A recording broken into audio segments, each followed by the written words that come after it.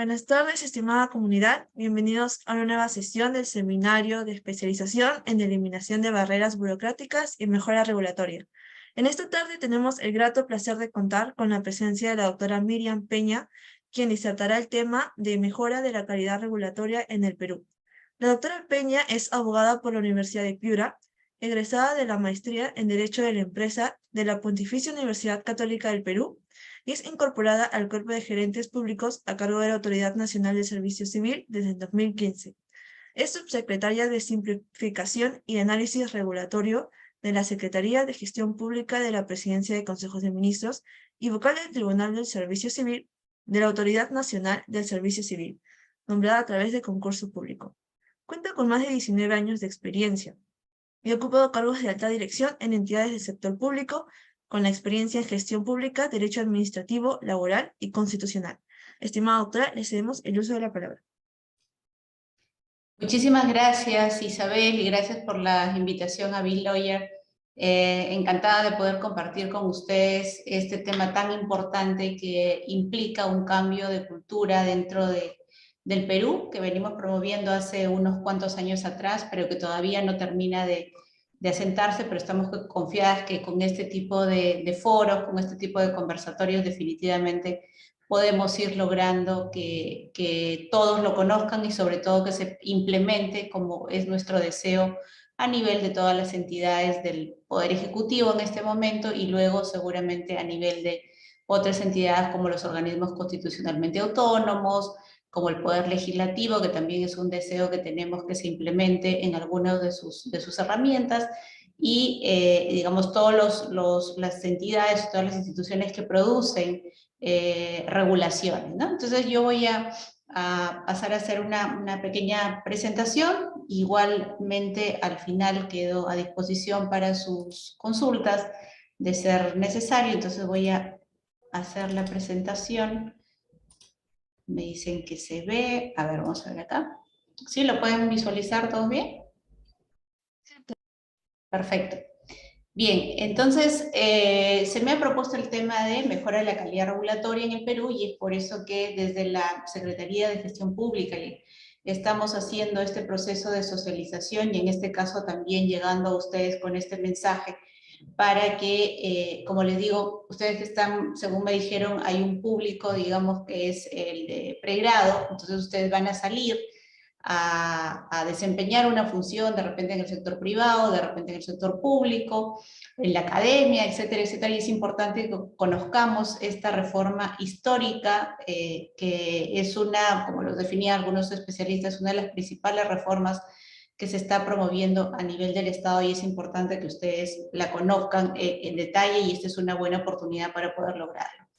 Bien, ¿cómo nace este tema de la mejora de la calidad regulatoria, ¿no? Para algunos de repente es un poco nuevo el término, no el tema de regulación, pero sí el tema de mejora de la calidad regulatoria o política regulatoria, ¿no?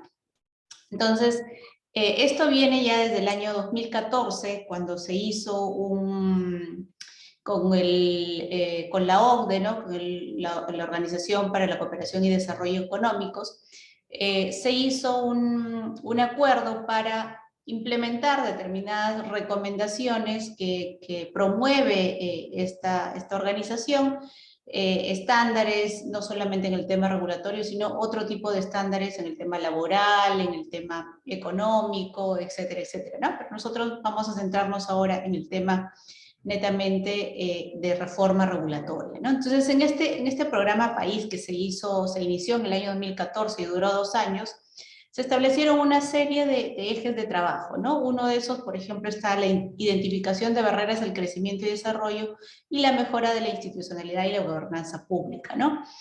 Bajo estos ejes de trabajo, nosotros empezamos a participar en varios comités y grupos de trabajo de esta organización de la OCDE.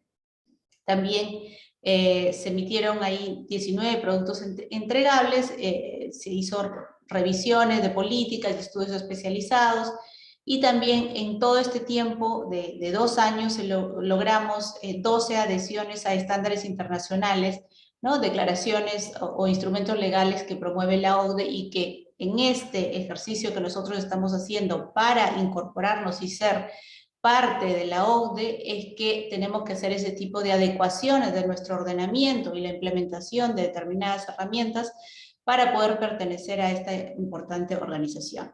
Entonces, este programa país hizo que se generaran recomendaciones para el Perú, las cuales luego son evaluadas, analizadas y también son incorporadas a nuestro diseño de políticas y a nuestra legislación nacional. Entonces, como les digo, empezamos desde el año 2014, ¿no? Este programa hizo que nosotros también evaluemos un poco cómo estamos en el tema de gestión regulatoria dentro del país. Y es ahí que nosotros hacemos un análisis, y eso hacemos ahora, digamos, porque ya hemos hecho un análisis de lo que fue en aquella oportunidad un diagnóstico, pero también es importante que vayamos evaluando cómo estamos y cómo seguimos en la producción normativa, ¿no? Y acá hemos hecho una evaluación de los últimos 20 años, ¿no? En un reporte que se emitió, que emitió Gaceta Jurídica en el 2015, arrojó que teníamos más de 600.000 normas vigentes. Entonces eso es una sobreproducción normativa que ni siquiera los abogados podemos manejarla, ¿no? Pero eso es lo que hay.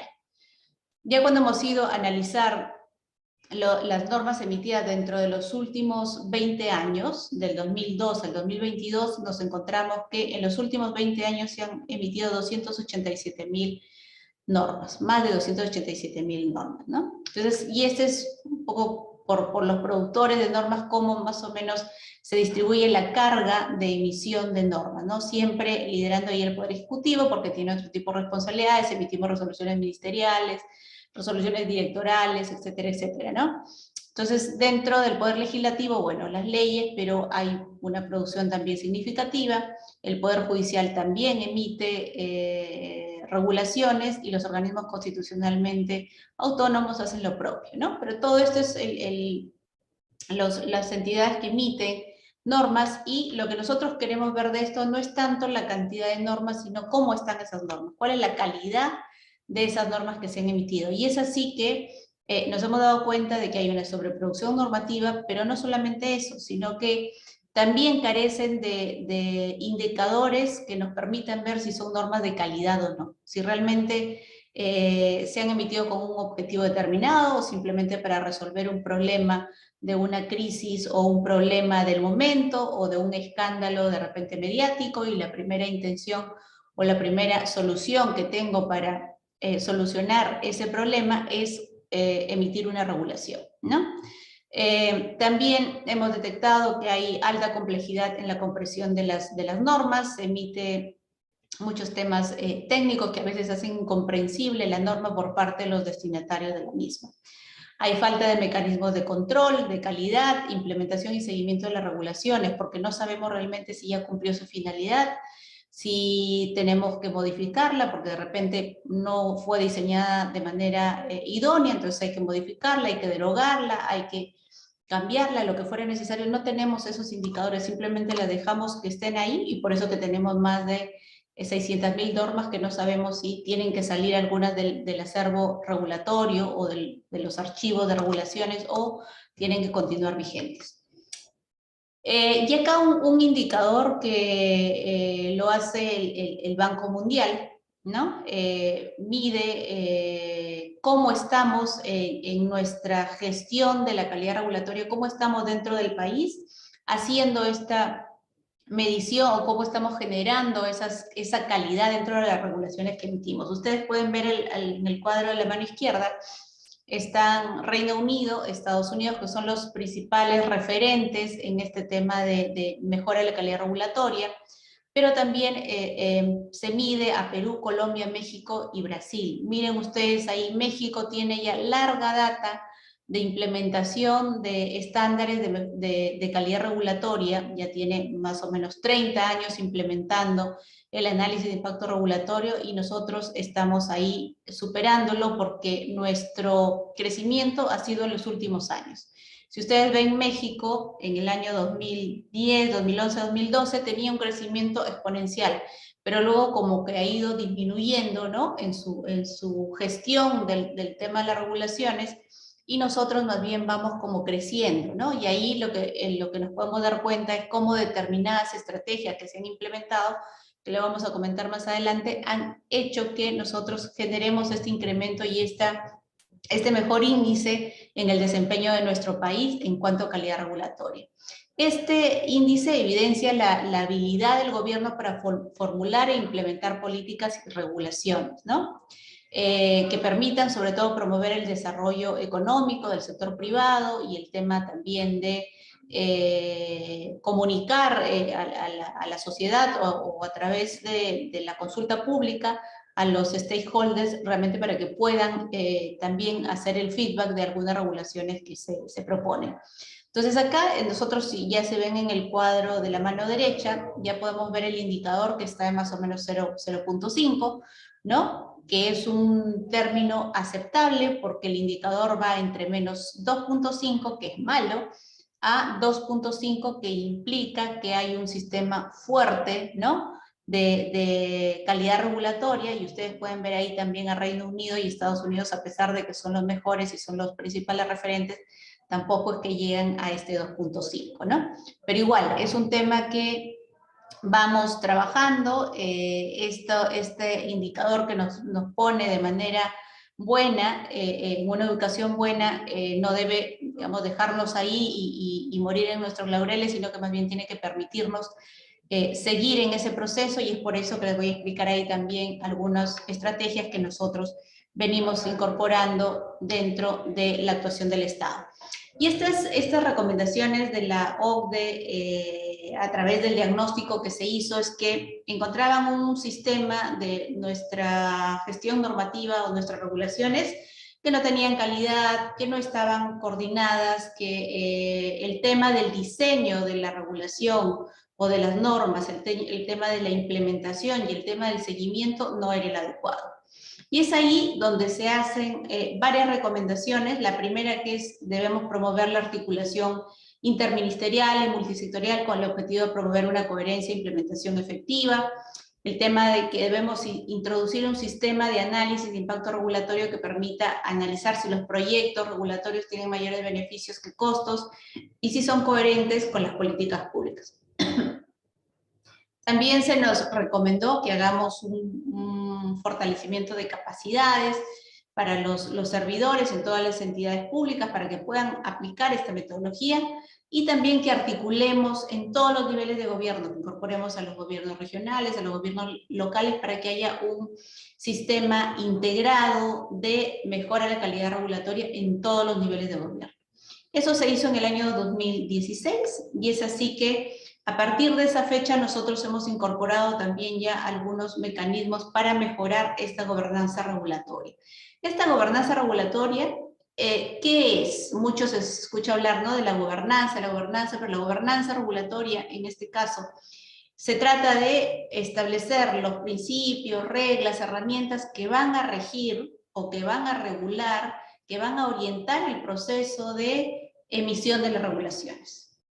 En eso consiste el tema de la gobernanza regulatoria, y agregando un componente importantísimo, que es la consulta pública, que es el interactuar con los stakeholders, el abrir la cancha de emisión de una resolución que solamente o que exclusivamente se hace a nivel de la entidad, abrirlo un poco más para que participen otros actores a los cuales de repente va a impactar la norma, o que de repente pueden también hacer un proceso de feedback o de retroalimentación a la entidad que está emitiendo esta regulación. Entonces, ¿cuál es la finalidad de esta gobernanza regulatoria, de estos principios, de este sistema, de estas guías? Es que haya, digamos, un mejor funcionamiento de los mercados, que haya efectividad en el sector público y que esto conduzca directamente a la satisfacción de la ciudadanía con los servicios públicos. Esa es la finalidad que nosotros estamos buscando con esas estrategias. Y además hay que tener en cuenta que no se trata solamente de regular. Pueden decir, no, entonces la idea es que no salga ninguna norma. No, la idea es que salgan las normas que tienen que salir, las normas que son necesarias y las normas que ya los hemos evaluado y que vamos a ver que tengan un impacto positivo dentro del mercado, dentro de la ciudadanía también. Entonces, Lo que se busca con esto es que el ejercicio del poder a través de las instituciones económicas, políticas y sociales se realice de la mejor manera con estos estándares internacionales. Que hagamos esas alianzas público-privadas para lograr esos avances y ese impacto en las políticas públicas que se establecen a nivel de gobierno. Que también haya ese análisis de políticas públicas basadas en buenas prácticas internacionales. ¿Qué es lo que recomienda, digamos, este organismo internacional, la OCDE? ¿Qué es lo que recomienda? Recomienda, en primer lugar, que hagamos o que tengamos un órgano supervisor, que no solamente sea la entidad la que revisa sus regulaciones porque es juez y parte, ¿no? Sino que haya un órgano supervisor que pueda revisar estas regulaciones y que realmente respeten una metodología o un estándar. En algunos países este organismo supervisor está fuera de las entidades, un órgano con autonomía técnica, administrativa, ¿no? Que digamos es independiente de las entidades y todas las entidades llevan o proponen su norma y este organismo revisa y luego les devuelve, les hace las observaciones y es independiente. En el caso del Perú, y como siempre se establece que estas metodologías, estas recomendaciones que hace la OCDE, no es que se pueden copiar de manera íntegra o de manera fidedigna hacia otro país. Se tienen que adecuar a la realidad política, se tienen que adecuar a toda la realidad y al sistema político que tiene un país. En ese sentido, nosotros no tenemos ese órgano, digamos, separado, autónomo, independiente, pero sí tenemos un órgano que tiene carácter multisectorial. Es un órgano que está conformado por tres sectores. Está la presidencia del Consejo de Ministros, que es la que preside, está el Ministerio de Economía y Finanzas, y está también conformado por el Ministerio de Justicia y Derechos Humanos. Estos tres sectores son los que conforman la comisión, y ahí están, ustedes pueden ver ahí los representantes. Lo preside la presidencia del Consejo de Ministros, y además tenemos una secretaría técnica de esta comisión, que en este caso es la Subsecretaría de Simplificación y Análisis Regulatorio, en este caso está a mi cargo. Nosotros somos los que hacemos esas veces de Secretaría Técnica de la Comisión, y es ahí donde se adoptan los acuerdos, se revisan los expedientes o las propuestas de análisis de calidad regulatoria y también las propuestas de análisis de impacto regulatorio a partir del 1 de julio de este año.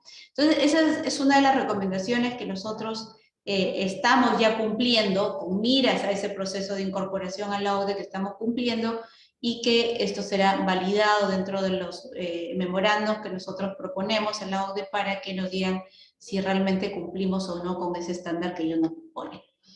También se recomendó que hagamos que incorporemos una política de mejora regulatoria dentro de nuestros instrumentos, dentro de nuestra normativa. Y es ahí que nosotros venimos trabajando esto desde hace mucho tiempo, en el tema de simplificación administrativa, en el tema de la Ley Marco de Crecimiento de la Inversión Privada, ¿no? Se creó también ahí el tema del Texto Único de Procedimientos Administrativos en el año 91. En el año 92 se creó el Instituto Nacional de Defensa de la Competencia y la Protección de la Propiedad Intelectual, el INDECOPI, que también está coadyuvando con el proceso de eliminación de barreras burocráticas, que se convierta en un controlador ex post de las normas que se emiten y que de repente son barreras a la economía. También se hace una simplificación, o en el año 1998 se incorpora la simplificación como tema permanente de la agenda del Consejo de Ministros. En el 2001 se emite esta importantísima norma que es la Ley de Procedimiento Administrativo General, que en realidad es un modelo a nivel de la región y que ya incorpora pues, temas bastante novedosos y que vienen también a generar esos cambios dentro de la actuación administrativa. Se emitió también en el 2017 la Ley del Silencio Administrativo, la Ley Marco de la Licencia de Funcionamiento, y en el 2010 se emite la Política Nacional de Simplificación Administrativa, que es obligatoria para todas las entidades de la administración pública. Entonces, hasta ahí, digamos, se vino trabajando en el tema básicamente de simplificación, de eliminación de barreras burocráticas, ¿no? Y luego ya en una segunda fase, a partir del año 2016 es que se empieza a incorporar una terminología nueva. Se empieza a hablar de calidad regulatoria, ¿no? ¿no? Y empezamos a generar ese espacio de mejora en nuestras regulaciones, cómo hacemos para mejorar la calidad de los servicios, cómo hacemos para brindar esas herramientas que veníamos trabajando de simplificación de otra manera. Así, en el año 2016 se crea o se emite el decreto legislativo 1310 que aprueba el análisis de calidad regulatoria. Este análisis va destinado a mejorar los trámites, los procedimientos administrativos a través de unos filtros especiales que son el principio de legalidad, el principio de necesidad, de proporcionalidad y de efectividad, para ver si realmente los procedimientos que estaban vigentes en un momento determinado realmente deberían seguir estando vigentes o se deberían eliminar porque de repente los trámites no estaban justificados, no tenían una base legal, realmente se podía solucionar a través de otra medida y no necesariamente a través de un trámite, etcétera, etcétera, ¿no? Se empieza a crear eso. Se hace todo un proceso de revisión a través de este decreto legislativo de todas las normas o de todos los procedimientos administrativos que estaban vigentes. Entonces se trabaja 2017, 2018, 2019, se trabaja en esta revisión del stock o del acervo de trámites que tenía vigentes el Estado. Se hace eso y se emiten varios decretos supremos que más adelante les voy a comentar. Igualmente, un tema importantísimo es que en el año 2018 ya se incorpora legislativamente en este decreto legislativo 1446 dentro de la Ley Marco de Modernización de la Gestión del Estado el tema de calidad, de promover y mejorar la calidad de las regulaciones. Es ahí donde se incorpora realmente con un nivel o una jerarquía de ley el tema de calidad de las regulaciones.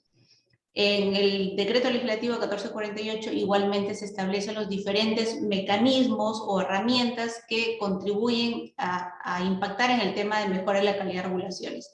Se habla ahí ya del tema de simplificación administrativa, del análisis de impacto regulatorio ex ante, del análisis de impacto regulatorio ex post, y de las cargas administrativas, ese tipo de herramientas que también van a impactar en el tema de calidad regulatoria.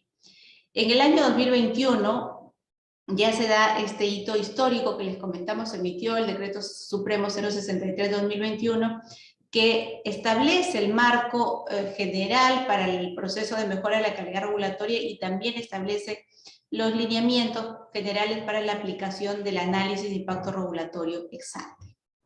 En el año, ya este año, hace una semana atrás, el día jueves, se emitió el Decreto Supremo 07-2022-YUS, que es el reglamento de la Ley Marco para la Producción y Sistematización Legislativa. Antes, en este Decreto Supremo, se establecía que cada entidad debía presentar el proyecto de norma o el proyecto regulatorio con la exposición de motivos. En este caso ya nosotros incorporamos el tema del proyecto regulatorio, la exposición de motivos y además este análisis de impacto regulatorio que debe llevar o que debe hacer la entidad para evaluar si realmente la regulación es la mejor opción que tienen para solucionar un determinado problema público. Eso se los voy a comentar aquí un poquito más adelante. Entonces, si ustedes ven en esta parte, en el año 2013, contábamos con una política nacional de modernización de la gestión pública, ¿no? Pero en este momento, en el año 2013, todavía no se hablaba de mejora de la calidad regulatoria. Recién en el 2018, como les comentaba, es donde se habla de mejora de la calidad regulatoria y se incorpora como contenido del sistema de modernización de la gestión pública. Y es así que justamente este año que se aprueba la Política Nacional de Modernización de la Gestión Pública, se incorpora este componente, ¿no? Que incluye el garantizar políticas públicas que respondan a las necesidades y expectativas de las personas en el territorio. Y ahí una de las partes importantes, si ustedes pueden ver en el color rojo, la política pública y la regulación, que son formas de intervención y de llegar a la solución de determinados problemas públicos que reportan las entidades que dentro de la gestión y que van a tratar de resolver dentro digamos, del análisis que van a hacer para impactar en alguna política pública, en alguna gestión que tengan que hacer dentro de las organizaciones. Entonces, Para sintetizar aquí, el tema de la mejora regulatoria se encuentra comprendida dentro del sistema de modernización de la gestión pública, y este sistema de modernización de la gestión pública tiene una política, está incorporada una política. Dentro de esa política se mapea también el tema de la regulación. Esta regulación tiene que impactar en la solución de algunos problemas que se visibilizan en las políticas públicas. Los instrumentos de mejora de la calidad regulatoria, aquí vale hacer una diferencia, ¿no? Yo les he hablado de dos temas, el análisis de calidad regulatoria y el análisis de impacto regulatorio. ¿Qué es lo que diferencia uno de otro? El análisis de calidad regulatoria va dirigido a analizar las regulaciones que establecen trámites o procedimientos administrativos, ¿ya? Solamente a ese tipo de regulaciones. Y eso se hizo, como les decía, desde el año 2017 al 2019, lo seguimos haciendo con todos los trámites y procedimientos nuevos que se vienen a aprobar. Hacemos nuevamente ese filtro de los principios y vamos aprobando. Luego ya viene, con el análisis de impacto regulatorio, viene una segunda fase, que es, ya no solamente voy a pasar ese filtro, esa metodología por los trámites y procedimientos administrativos, sino voy a ir a la regulación sustantiva, la regulación que me genera obligaciones de cumplimiento, que afecta derechos, que afecta obligaciones, que va a generar un impacto en el ciudadano, en las empresas. Por ejemplo, el tema de obligaciones de repente de información, de adecuación de alguna empresa, de lo que tiene que gestionar dentro de la empresa para brindar un servicio, para brindar algún producto que tiene la empresa. Entonces vamos generando esas obligaciones. Eso es lo que tiene que pasar por el análisis de impacto regulatorio.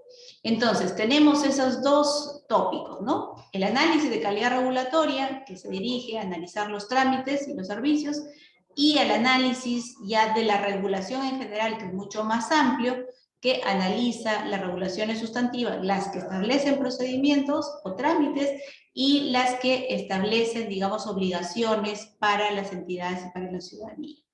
Entonces, ahí tenemos dos temas. Hemos trabajado en el tema de trámites y servicios con una metodología de simplificación administrativa, con un sistema único de trámites, ¿no? Para que se apruebe ahí todos los textos únicos de procedimientos administrativos que aprueban las entidades, se aprueba a través del SUT. Y también, ya una vez que hemos pasado el análisis de calidad regulatoria de los trámites, ya lo que hemos logrado también es estandarizar determinados trámites o procedimientos. A pesar de que había una sola norma que regulaba un procedimiento, los gobiernos locales y los gobiernos regionales los brindaban de diferente manera. Entonces lo que hemos hecho es, por ejemplo, la licencia de conducir, el gobierno regional de Tacna tenía 7 requisitos y lo hacía digamos, en 2 días o en 10 días, y el gobierno regional de Piura lo hacía, digamos, con 7 requisitos o 10 requisitos, y se demoraba pues 15 días, ¿no? Entonces ahora hemos establecido un solo procedimiento y todos los gobiernos regionales tienen que brindarlo de la misma forma. Eso es lo que hemos avanzado en el tema de procedimientos administrativos y trámites. En el tema de regulaciones, estamos ya trabajando en lo que es el análisis de impacto regulatorio ex ante. Les voy a explicar un poquito más adelante el tema de derogaciones, porque también forma parte de eso, cuáles ya no deben estar dentro del acervo regulatorio. Estamos trabajando el tema del análisis de impacto regulatorio ex post, para aquellos que han pasado por el análisis de impacto regulatorio ex ante, puedan ser revisados también por el análisis de impacto regulatorio ex post. Y también estamos trabajando ya con los gobiernos regionales y locales en varios instrumentos de calidad regulatoria. Lo mismo que estamos haciendo con el Poder Ejecutivo, con los trámites, lo vamos a hacer con los gobiernos locales y regionales. Estos son algunos de los resultados que nosotros hemos obtenido, ¿no? En el tema de análisis de calidad regulatoria. Hemos emitido 6 decretos supremos que han ratificado estos procedimientos. Hemos eliminado 1.302 requisitos. También se han eliminado 734 procedimientos administrativos, y esto ha implicado el impacto en la eliminación de cargas administrativas de 286.3 millones. El sistema único de trámite se viene actualizando actualmente. Están, digamos, todas las entidades que están obligadas a emitir su TUPA ingresando la información, y tenemos ahí 1.054 expedientes, algunos aprobados y algunos están en trámite.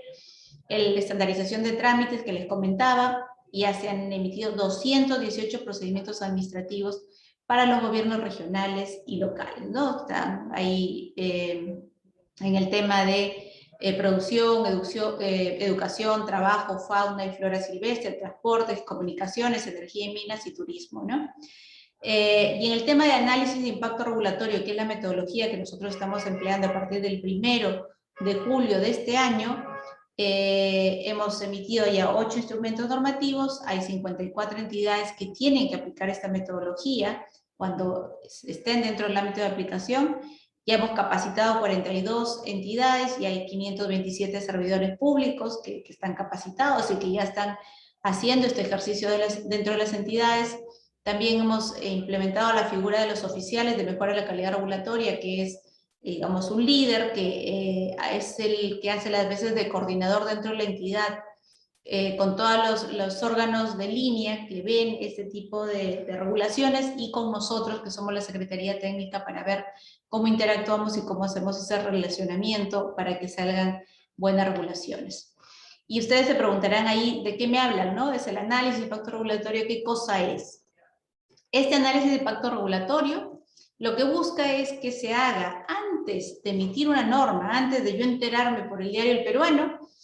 Tengo que hacer un análisis previo, tiene que ser un análisis sistemático, tiene que ser integral, tengo que ver todas las alternativas para identificar y evaluar los probables resultados, beneficios y costos de esa propuesta que yo estoy haciendo. Y ese análisis previo que voy a hacer implica que no solamente tenga la mirada de la regulación, que no solamente mi primera solución al problema público que pretendo resolver sea voy a emitir una regulación. No, tengo que evaluar otras alternativas diferentes a la regulación. Por ejemplo, el que no deba hacer nada, que deje la situación tal y como está. El que pueda hacer autorregulación, o sea, que las empresas se autorregulen y yo solamente superviso, por ejemplo, ¿no? O de corregulación, que yo regulo una parte, tú regulas la otra.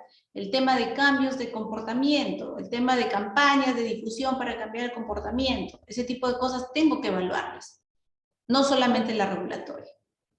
Entonces, hacia eso va dirigida la metodología, ¿no? Y tengo que hacer un análisis de riesgos, realmente ver si esa norma que pretendo, si ya me decanté por la opción regulatoria, tengo que ver si realmente esa norma va a cumplir las finalidades que yo quiero, si de repente va a ser incumplida, cuáles son los riesgos, cuáles son los elementos que yo voy a adoptar para que esa norma se cumpla, por ejemplo, ¿no? ¿Y qué requiere este análisis de impacto regulatorio? Requiere de varios temas. Primero, que tengamos evidencia. Que respecto al problema público que voy a resolver, tenga evidencia que realmente es el problema público, que tenga diagnósticos, que tenga estudios, y que me puedan orientar también en la solución. Como se dice a nivel de la doctrina es, o sea, si tú tienes ya un problema público bien definido, bien determinado, lo has analizado, tienes evidencia, ya tienes casi el 50% de la solución.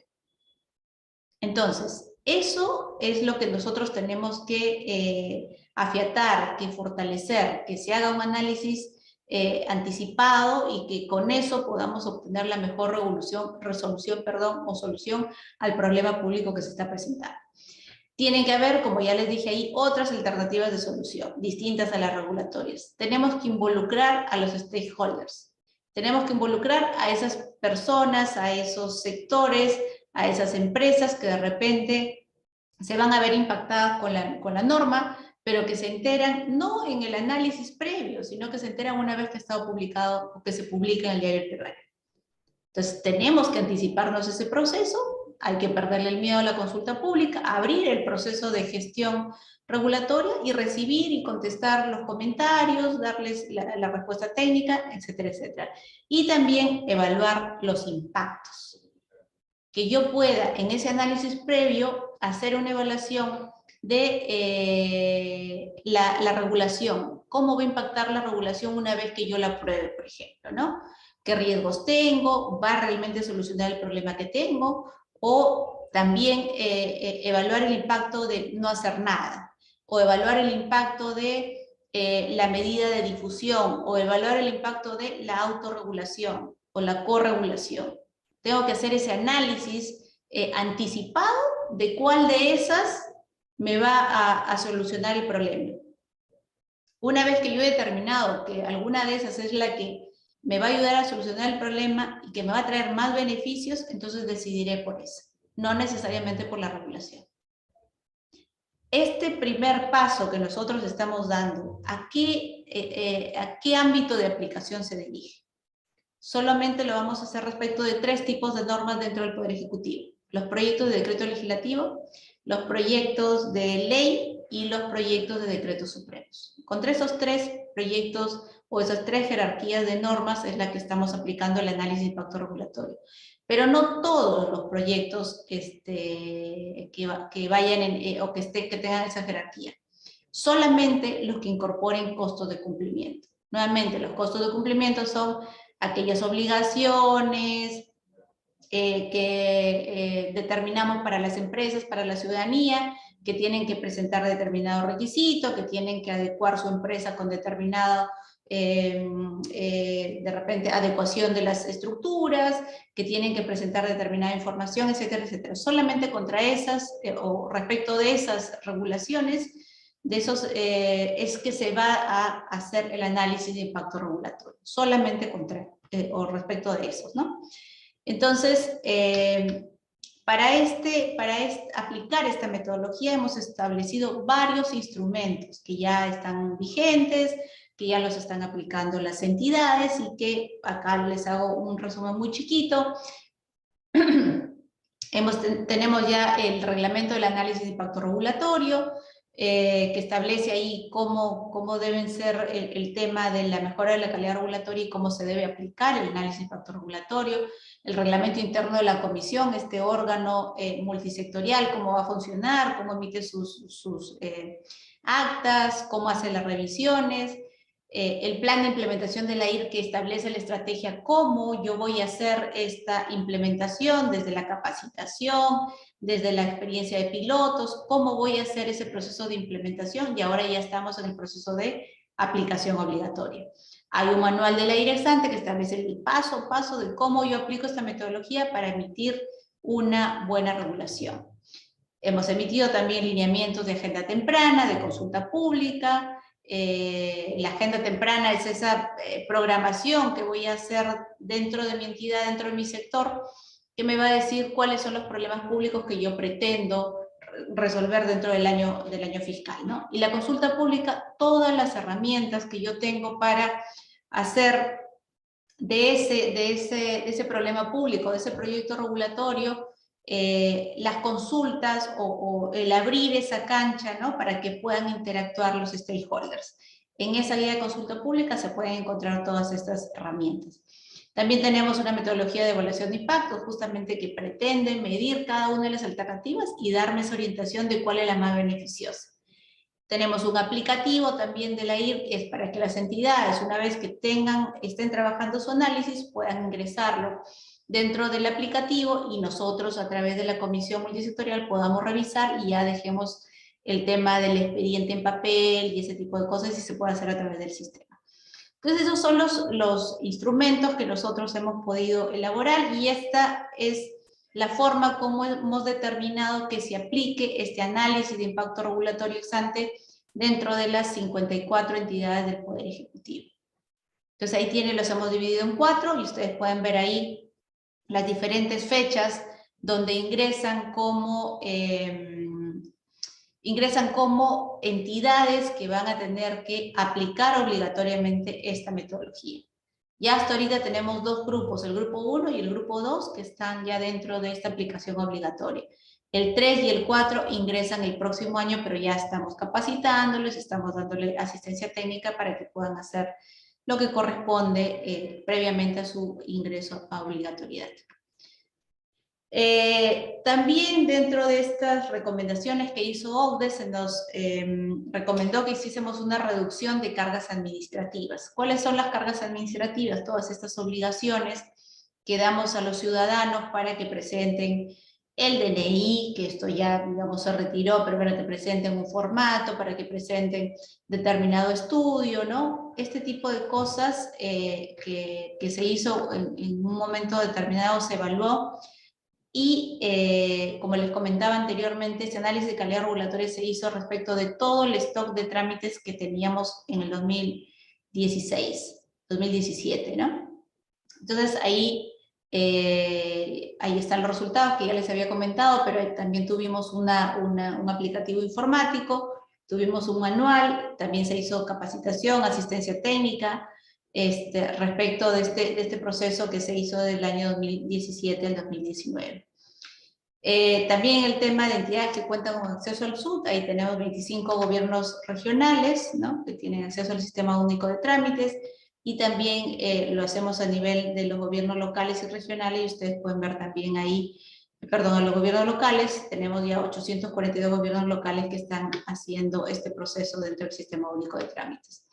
Estos son los procedimientos estandarizados, que son un total de 218, y ustedes pueden ver ahí los diferentes sectores en los cuales se han emitido estos procedimientos estandarizados y que actualmente se vienen implementando a nivel de los gobiernos regionales y los gobiernos locales.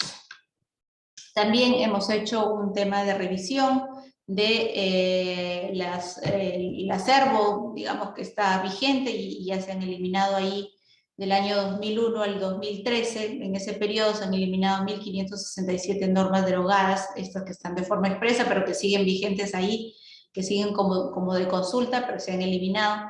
Y también hemos eliminado 5.344 normas que han sido derogadas tácitamente o que han perdido su vigencia por cumplimiento del plazo o la finalidad, ¿no? Entonces, estos son algunos de los avances que tenemos, y estos son los retos que tenemos o qué es lo que debemos dejar sentado para que se dé sostenibilidad a esta reforma. Primero, el tema de generar o continuar con el tema de fortalecimiento de capacidades y difusión en las entidades, el brindar asistencia técnica especializada en todos los instrumentos que hemos ya aprobado. Esta implementación en los gobiernos locales y regionales se hace muy necesaria, estamos trabajando en ello para hacer también esta capacitación, este despliegue, y articular toda esta estrategia a nivel de los 3 niveles de gobierno, ¿no? Esto también, esta estrategia va a implicar que haya un impacto de los estándares, de nuestros estándares o de nuestro estado situacional y de nuestros avances respecto a los estándares internacionales. Así que también es importante que lo mapeemos eso y que les comenté ahí al inicio sobre los indicadores en los que nos hemos encontrado, ¿no?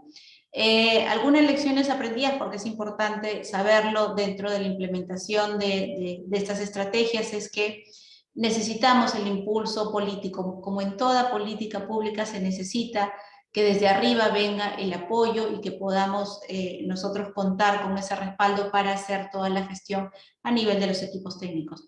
La capacitación continua es importantísimo, tiene que haber una participación multidisciplinaria, no solamente esto es privativo de los abogados, sino que ingresan los economistas, los estadísticos, los ingenieros, los médicos, etcétera, etcétera.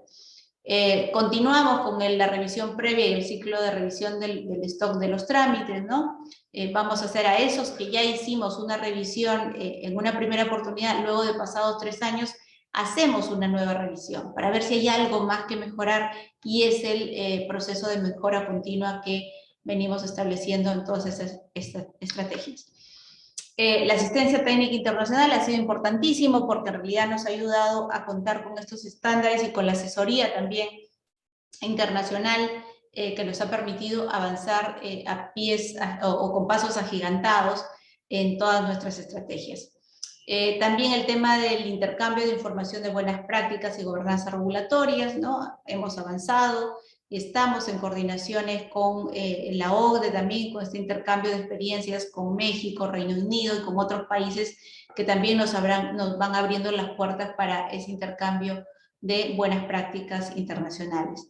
La digitalización es importantísimo que ingrese en este proceso, porque definitivamente en el tema de la facilitación de los servicios, de los trámites, tiene que ir acompañado con un proceso de digitalización. Los avances intergubernamentales, digamos, ahí hay un tema de que tiene que consolidarse esto en los 3 niveles de gobiernos. Es uno de los desafíos creo que más grandes que tenemos a nivel de Perú, porque el tema de abarcar los gobiernos regionales y locales es una tarea bastante fuerte. ¿Qué es lo que tenemos nosotros como agenda pendiente? ¿Qué es lo que nos falta? Porque es un proceso que no termina, ya dejamos todo perfecto y ya se va a mantener así por siempre, ¿no? Es un trabajo continuo, es un trabajo, es un proceso que no va a obtener resultados de la noche a la mañana, en 2, 3 años, va a ser un proceso un poquito más largo, pero que una vez que lo asentemos y que ya tenga unas bases sólidas, va a dar realmente los resultados que nosotros buscamos, ¿no? Entonces, esta agenda pendiente, ¿en qué consiste? Vamos a trabajar todavía el tema de los instrumentos de mejora de la calidad regulatoria para los gobiernos regionales y locales. Estamos trabajando en ellos, tenemos ya unos proyectos y esperamos hacerlo para el próximo año, intervenir, porque este año ya ha sido un poco complicado por el tema de las elecciones en los gobiernos regionales y locales.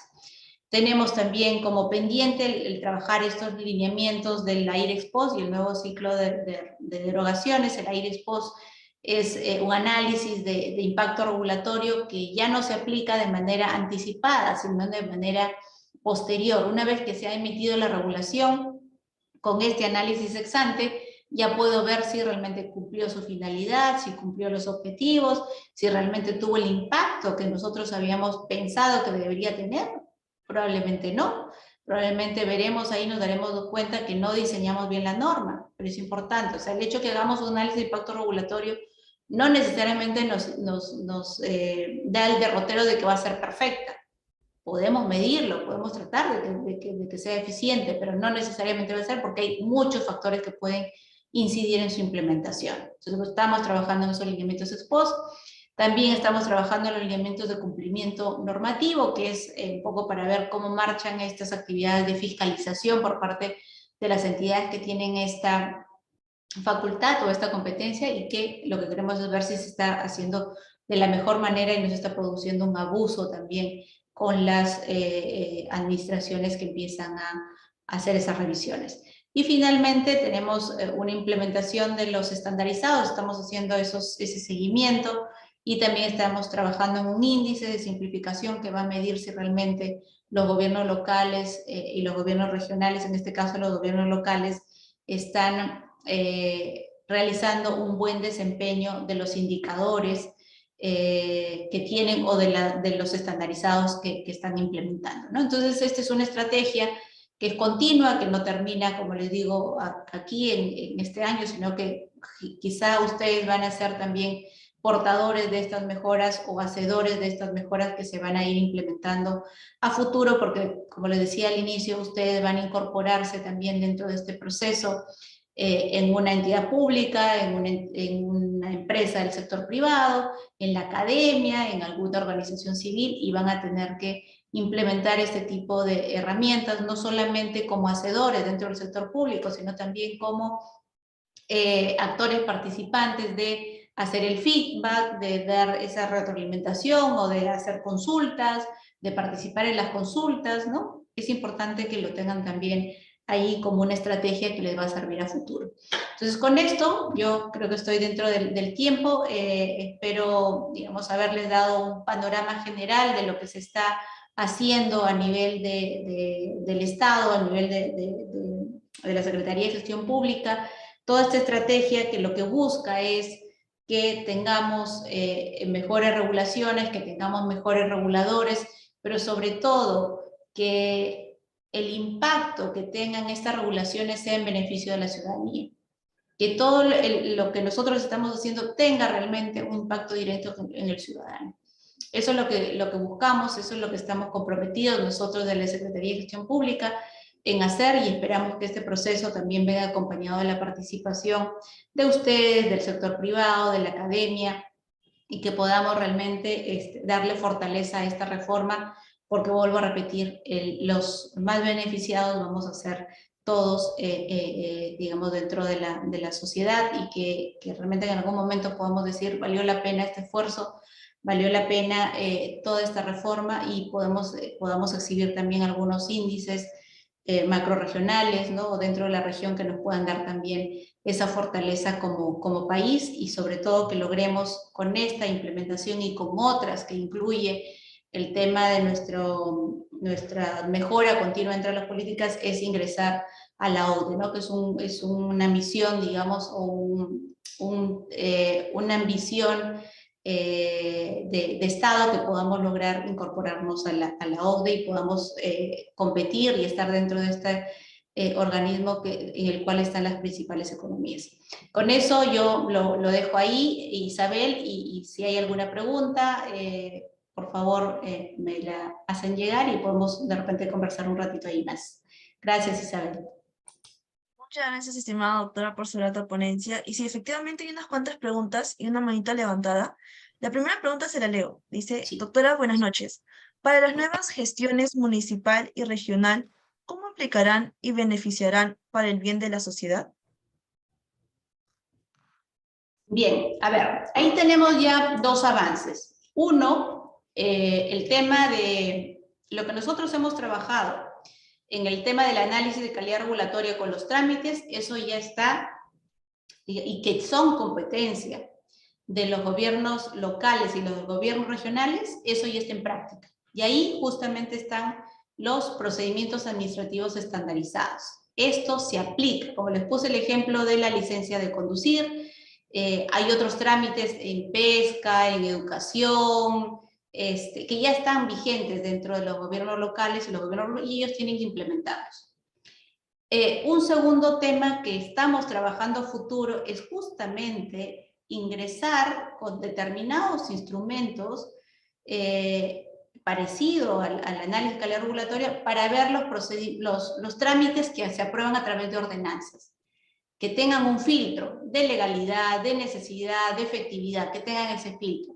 Y adicionalmente a todas las ordenanzas que también contengan estas obligaciones de cumplimiento, que establezcan obligaciones de dar información, que establezcan cargas administrativas, a través de las ordenanzas también puedan seguir una metodología que permita a los gobiernos regionales locales y regionales anticipar de ese proceso y decir, esta norma sí vale la pena aprobarla porque va a solucionar determinado problema, o no, es muy onerosa y no vale la pena emitirla, por ejemplo, o que vayan a otro tipo de herramientas o otro tipo de soluciones y no necesariamente a emitir una ordenanza. Entonces es un proceso global que lo vamos a implementar a partir del próximo año. Se va a hacer al inicio con unos pilotos, pero luego ya va a ir asentándose en los gobiernos regionales y locales ya como una práctica que deben cumplir.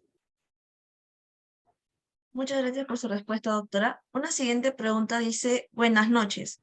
El análisis de impacto regulatorio busca identificar problemas públicos que se puedan resolver no solo con la regulación, sino mediante la gestión, por ejemplo. Pero, ¿qué pasa con aquellos proyectos reglamentarios, decretos supremos, cuando las leyes obligan su reglamentación? ¿Por qué la obligación de que los reglamentos pasen por análisis de impacto regulatorio si el problema público ya fue identificado y no hay otra alternativa más que regular? Muy buena pregunta. No sé quién la hizo, pero me parece buenísimo, porque sí, efectivamente hay una ley que ya ha determinado los problemas públicos y justamente estamos viendo eso, ¿no?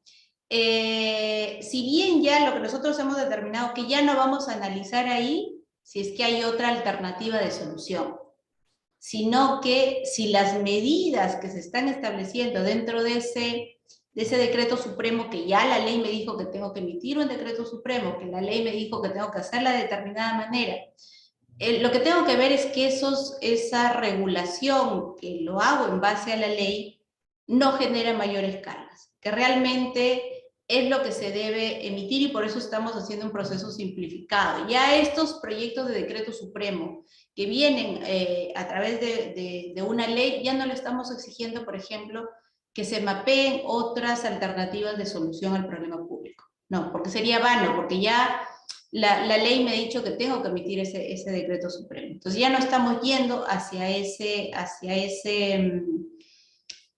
a determinar ese tipo de alternativas, ¿no? Tampoco ya se van a evaluar, ya no entra ahí el tema de la evaluación de los impactos, pero sí, por ejemplo, es importantísimo que nosotros veamos el tema de, porque el análisis de impacto regulatorio también incluye el tema de un componente de cumplimiento de la regulación y además seguimiento y monitoreo de la regulación. Entonces, no solamente es que emita mi decreto supremo y lo deje ahí, sino que vea realmente cómo se va a cumplir y si lo que yo he planificado que se cumpla dentro de un año o 2 años realmente se cumplió.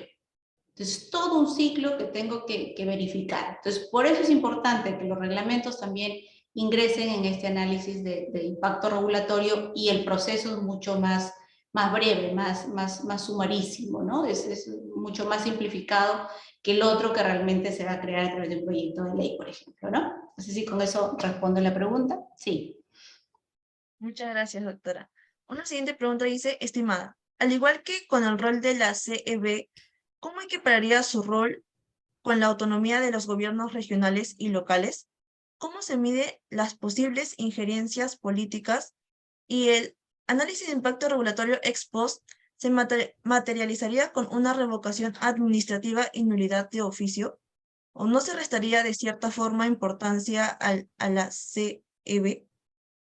Ya, a ver, la CEB, no sé si se refieren ahí, yo supongo que es a la comisión. Bien, hay dos preguntas ahí. Uno, el tema de la autonomía administrativa y el tema del ex post, a ver, de lo que veo ahí de las preguntas. Entonces, en el tema de autonomía administrativa, definitivamente esto está enmarcado dentro de el sistema de modernización de la gestión pública, que abarca a todas las entidades del Estado, a todas.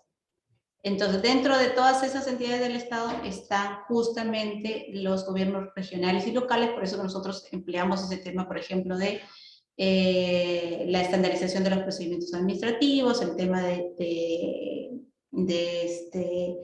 la implementación de los TUPAS, la implementación de los textos únicos de procedimiento administrativo. Pero eso sí, por ejemplo, una de las cosas que estamos evaluando es que no puede ser la comisión multisectorial la que revise estas regulaciones. Lo más probable es que tengamos que hacer que una comisión del propio gobierno regional o del propio gobierno local haga esa revisión, pero con determinados estándares, con determinados filtros, ¿no? Eso es lo que buscamos.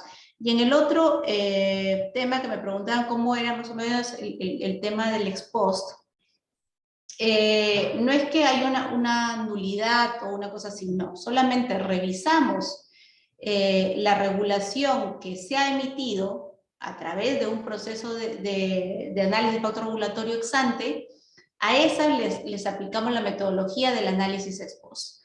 Y este análisis ex post lo que va a revisar es cuáles eran los objetivos de esa regulación. Resolver determinado problema público, en cuánto tiempo, con qué estrategias, etcétera, etcétera. Entonces lo que voy a revisar, ¿se cumplió eso o no se cumplió? ¿Se hizo bien el diseño o no se hizo bien el diseño? ¿Se cumplió la implementación de la norma? Ya, ok, ¿se cumplió eso sí? ¿Qué debo hacer ahora? ¿La debo modificar? ¿La debo derogar? ¿La debo precisar en algunos términos? ¿Qué es lo que debo hacer? Eso es lo que va a hacer el análisis de impacto regulatorio ex post. Medir los impactos, si realmente lo que yo diseñé, lo que yo ideé, lo que yo pensé que me iba a dar resultados, realmente me los dio o no después de un tiempo determinado, 3 años, 4 años, 5 años, lo que determinemos. Eso es lo que me va a medir el análisis de impacto regulatorio ex post. Y ahí estamos viendo dos cosas. Si lo hacemos respecto de todo el acervo regulatorio, que son 600.000 normas, eso es inmanejable, ¿no? Por eso que lo que pretendemos hacer con esta metodología es que se haga respecto de los que ya pasaron el análisis de impacto regulatorio ex ante, ¿no? Contra eso que ya tienen indicadores, ya tienen un diseño determinado, vemos si realmente cumplieron o no la finalidad. Muchas gracias, doctora, por su respuesta. Y ahora le cedemos el uso de la palabra a Omar Ortiz. quien realizará una pregunta. Estimado, tienes el uso de la palabra. Buenas noches, buenas noches. ¿Qué tal, doctora? ¿Qué tal, compañeros? Hola Omar, ¿cómo Un estás? gusto. Sí, doctora, bueno, siendo honesto, yo trabajo para un gremio de empresas, entonces yo tengo una cierta preocupación por la forma en la que se viene regulando últimamente desde los ministerios, en especial el Ministerio de Trabajo, que en las últimas situaciones ha generado normativas, pero lo que ha hecho es quebrar la forma normal en la que se viene haciendo política regulatoria laboral, que es a partir del Consejo Nacional del Trabajo, que bien dicen que no es obligatorio. Eso no es del todo cierto porque la OIT en su estatuto y en normas internacionales se dicta que en materia de política laboral, generando normas que afectan, que tienen una grave afectación, se tiene que discutir esto de manera tripartita con la entidad y los stakeholders que van a ser pues, empleadores y colaboradores, ¿no? Entonces, yo me pregunto, desde su perspectiva, o de la perspectiva del análisis regulatorio, ¿cómo se ve esta forma de generar regulación? Porque el Ministerio de Trabajo lo que está haciendo es sacar normativa adelante sin consenso previo o extrayendo la discusión del Consejo Nacional de Trabajo y imponiéndola de golpe. Y a pesar de que se hacen advertencias de que ese tipo de normativas no deberían darse.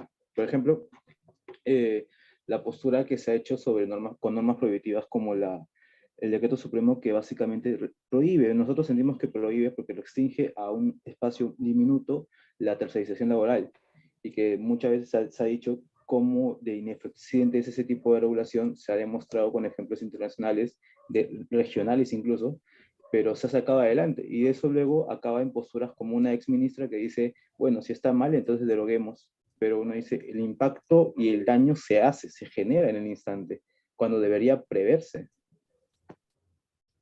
Gracias, Omar. También una muy interesante pregunta. Y justamente hacia eso va dirigido el análisis de impacto regulatorio, ¿no? Abrir ese proceso de creación de la norma, ¿no? Que no sea privativo del sector y que después, como les decía yo, me entere cuando esté publicado en el diario El Peruano, ¿no? Tienen que participar dentro de este proceso todos los gremios, todos los que se van a ver impactados con la norma, la ciudadanía, porque también ingresa ahí. Entonces, este proceso de análisis previo, digamos, si es una norma que va a tener costos para las empresas, que va a tener obligaciones para los ciudadanos, que va a tener, digamos, algunas limitaciones en el ejercicio de determinada función, de determinada actividad, definitivamente tiene que abrir ese proceso, ¿no? Entonces, sí es importante que nosotros vayamos generando esa cultura dentro de toda esta estrategia que se está haciendo a través de estos años, ¿no? Y ahí ustedes han visto ya la obligatoriedad, cómo ingresa, ¿no? O sea, primero es, me parece que el Ministerio de Trabajo empieza el próximo año, sí, el próximo año, el 3 de enero del próximo año. Entonces, a partir de ahí es que nosotros podemos exigir, digamos, a todas las normas que tienen estos componentes de obligaciones, de cargas, de limitaciones de derechos, a este tipo de normas van a tener que pasar por el análisis de impacto regulatorio.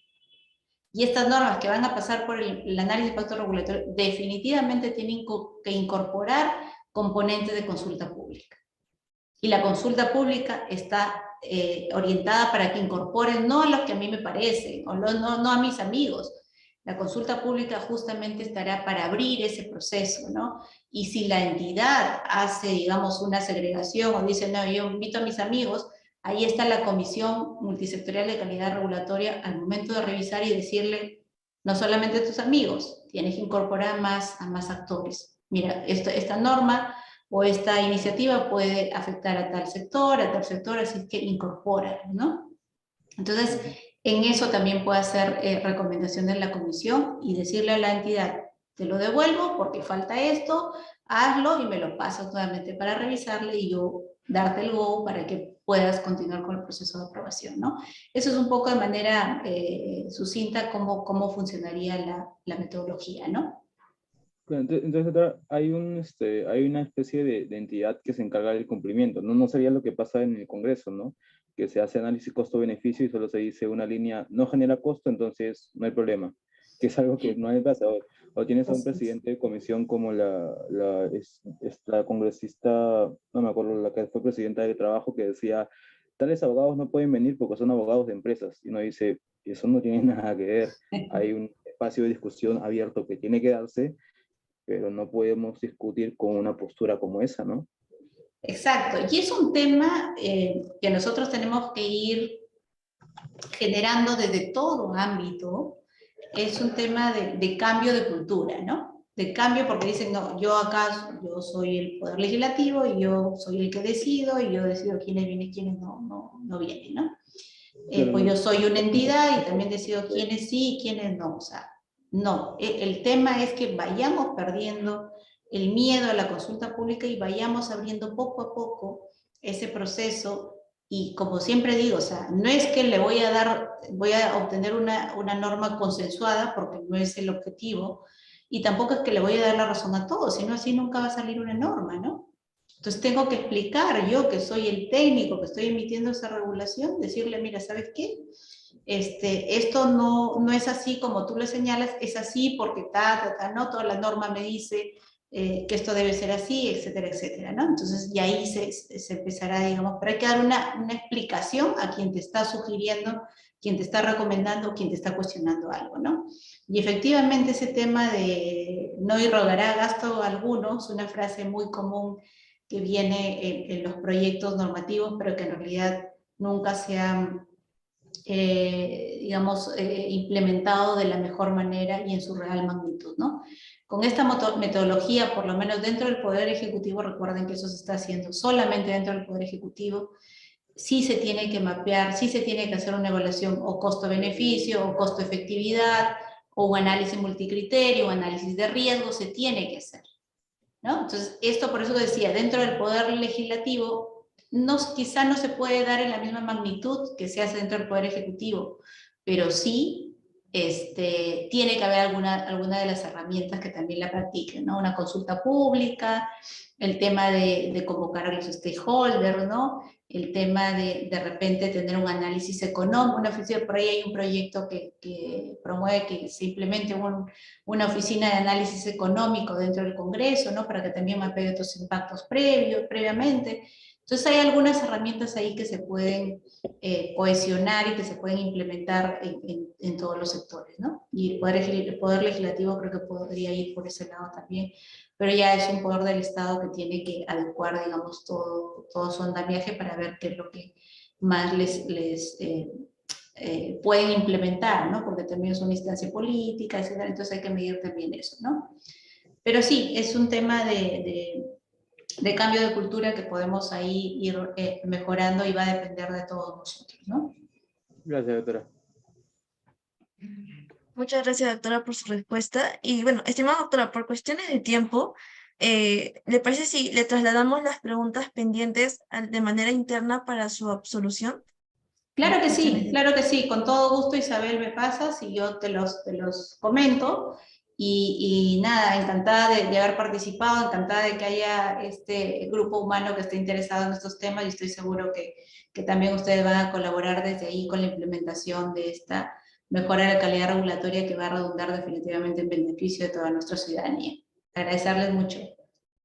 Al contrario, doctora, agradecerles de parte del equipo Bill Lawyer por su tiempo y por su grata e interesante ponencia y esperamos seguir contando con usted en próximos eventos académicos y que tenga una buena semana.